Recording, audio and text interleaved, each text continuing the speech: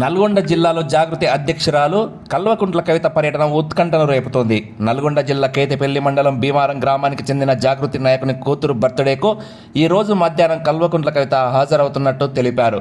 నల్గొండ జిల్లాలో కవిత పర్యటన ఆసక్తిని రేపుతోంది.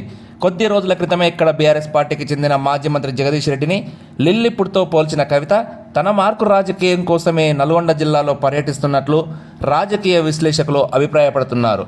ఈ పర్యటనకు బీఆర్ఎస్ నాయకులు నకరేకల్ మాజీ ఎమ్మెల్యే చిరుమర్తి లింగయ్య కూడా హాజరవుతున్నట్టు సమాచారం. జిల్లాలో బీఆర్ఎస్ పార్టీ నాయకులు ఈ పర్యటనకు హాజరవుతారా లేదా అని సందిగ్ధం నెలకొంది.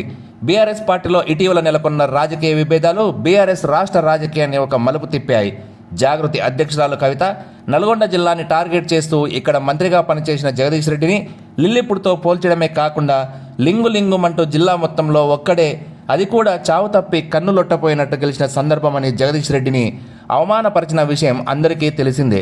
దీనిపై స్పందించిన జగదీష్ రెడ్డి అసలు ఆమెను పట్టించుకునే పరిస్థితిలో తాము లేమని, పార్టీ కూడా ఆమెను పట్టించుకోవట్లేదని చేసిన కామెంట్లతో బీఆర్ఎస్ అధినాయకత్వం సందిగ్ధంలో పడింది. ఈ నేపథ్యంలో కల్వకుంట్ల కవిత నల్గొండ జిల్లాను ఎంచుకొని తమ కార్యకర్త కూతురు బర్త్డే ఫంక్షన్కు రావడం చర్చనీయాంశంగా మారింది.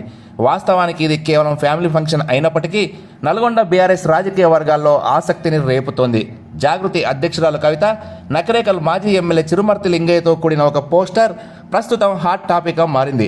నల్గొండ జిల్లాలో కవిత పర్యటనకు మాజీ ఎమ్మెల్యే చిరుమర్తి లింగయ్య మద్దతిస్తున్నట్లు పార్టీ వర్గాలు చర్చించుకుంటున్నాయి. ఈ ఫ్లెక్సీలో మాజీ మంత్రి జగదీష్ రెడ్డి ఫోటో లేకపోవడం కూడా పలు అనుమానాలకు తావిస్తోంది.